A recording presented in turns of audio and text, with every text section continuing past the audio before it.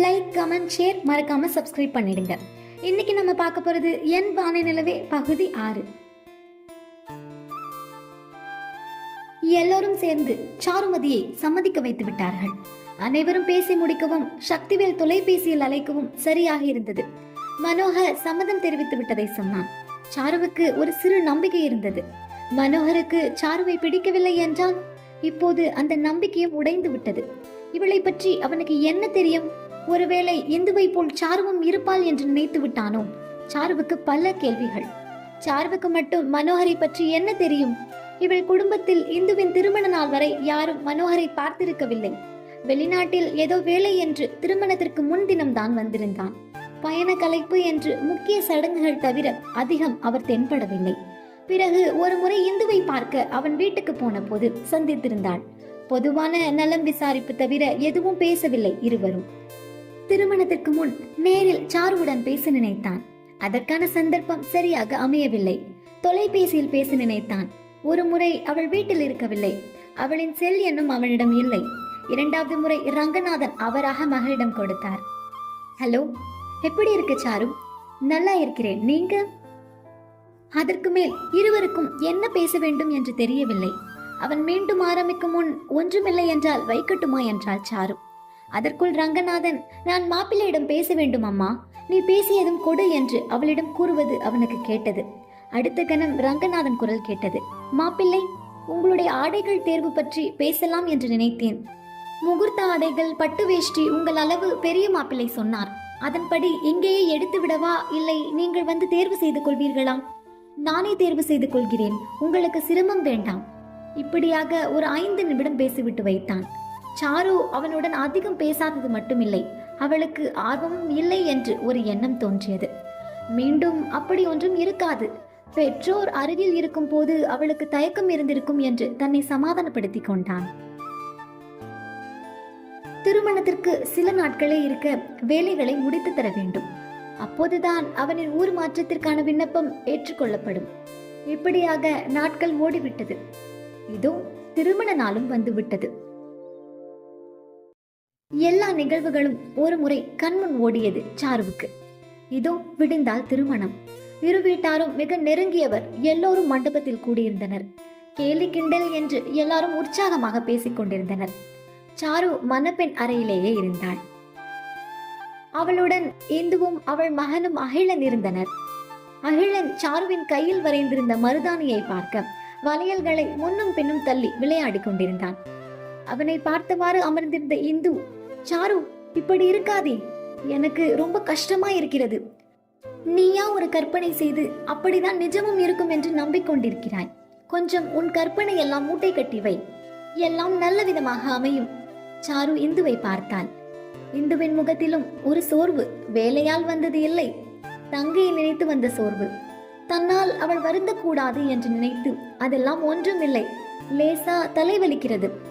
ஐயோ, நான் ஏதோ மாத்திரை தரட்டுமா, இல்லை தைலம் எடுத்து வரவா என்று பரபரத்தாள் இந்து. எதுவும் வேண்டாம், நான் படுக்கிறேன் என்று படுக்கச் சென்றார். நீ படுத்துக்கொள், நான் கொஞ்சம் தைலம் எடுத்து தேய்த்து விடுகிறேன் என்று அருகில் அமர்ந்து சாருவின் நெற்றியை வருடியவாறு அமர்ந்திருந்தாள். இந்துவை நினைக்க பாவமாயிருந்தது. சாரு இல்லாமல் வேறு பெண் அவர்கள் வீட்டிற்கு வந்திருந்தால் இன்னும் என்னென்ன கஷ்டங்களை சந்தித்திருப்பாளோ. தங்கையே வருகிறாள் என்று சந்தோஷப்பட முடியாமல் சாருவும் முகத்தை தூக்கி வைத்திருந்தாள். சாரு நாளையேனும் உற்சாகத்துடன் இருக்க வேண்டும், அப்படி நடிக்கவாவது செய்ய வேண்டும் என்று சாரு முடிவெடுத்தாள். பெரிதாக உறக்கம் வரவில்லை. அவள் அருகில் அகிலனும் இந்துவும் அப்படியே உறங்கி போனார்கள். சத்தமின்றி சிறிது நேரம் விசும்பினாள். யாருக்கேனும் அழுகை சத்தம் கேட்டால் என்ன நினைப்பார்கள்? வெகுவாக முயற்சித்து அழுகையை அடக்கினாள். வெகு நேரத்திற்கு பிறகு உறங்கினாள். காலை எழுந்த பின் அவளுக்கு வேற எதுவும் யோசிக்க நேரம் இருக்கவில்லை. வெகுவாக முயற்சித்து முகத்தை மகிழ்ச்சியாக வைத்துக் கொண்டாள். திருமணம் முடிந்து தம்பதிகளாய் முதல் முறை மனோகரனுடன் வீட்டிற்குள் செல்லும் போதும் ஏதோ பெரும் பயம் அவளை ஆட்கொண்டது. விளக்கேற்றி பால் காய்ச்சிய பிறகு சிறிது நேரம் ஒரு பெரும் கூட்டம் அவளை சுற்றி நின்றது. அறிமுக படலம். திருமண வரவேற்பில் பார்த்த பலரை மீண்டும் அறிமுகம் செய்து வைத்தார் விஜயா. அப்போது அங்கு வந்த இந்து, சாருவின் நாத்தனார் சுதா, பார்த்தீர்களா இந்துவின் சாமர்த்தியத்தை? எல்லோரும் அவள் வாயில்லா பூச்சி என்பீர்கள், இப்போது அவள் தங்கையை இணை சகோதரியாக கொண்டு வந்து விட்டாள் என்றாள். இது என்ன தேவையில்லாமல் இப்போது ஏன் இந்துவை இதில் இழுக்க வேண்டும்? இது பெரியவர்கள் பார்த்து நடந்த திருமணம். ஏதோ இந்து திட்டம் போட்டு செய்தது போல் என்ன பேச்சு? சாரு எதுவும் பேசாமல் இருக்க வேண்டும் என்று தன்னை வெகுவாக கட்டுப்படுத்தி கொண்டிருந்தாள். அப்போது யாரோ ஒரு பெண்மணி சுதாவிற்கு அத்தை முறையாக இருக்க வேண்டும். எங்கள் பெண்ணை இப்படி சொல்லக்கூடாது. உன் தம்பி விருப்பப்படாமலா கல்யாணம் நடந்தது? அக்கா தங்கை இருவரை பார்த்து உன் தம்பிகள் இருவரும் மயங்கி விட்டார்கள் என்று சொல் என்றாள். சட்டென்று விஜயா, என் பிள்ளைகள் நான் சொன்னதை அப்படியே கேட்பார்கள். பெண்ணின் போட்டோ கூட பார்க்கவில்லை தெரியுமா என்றார். போட்டோ எதற்கு? அதுதான் அண்ணன் திருமணத்திலேயே நேரில் பார்த்து விட்டானே.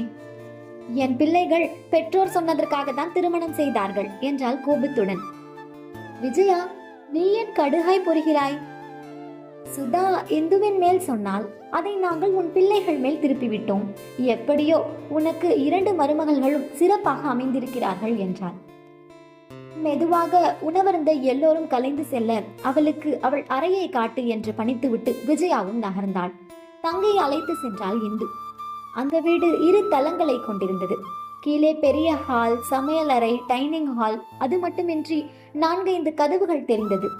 இந்து இங்கே வந்து சில ஆண்டுகள் ஆன போதிலும் முன்பு சொன்ன 3 அறைகளை தவிர சாருவுக்கு அந்த வீட்டின் அமைப்பு தெரியாது. சாருவின் அறை மேல் தளத்தில் இருந்தது. மேலே 3 கதவுகள், அவற்றை இணைக்க ஒரு சிறிய வராண்டா. அந்த வராண்டாவில் நின்று கீழே பார்த்தால் கீழ்த்தளத்தின் பாதி தெரியும். எந்த அறை யாருடையது என்று சொல்லிக் கொண்டிருந்தார். 3 பிள்ளைகளுக்கு ஒவ்வொரு அறை என்று அமைத்திருந்தனர்.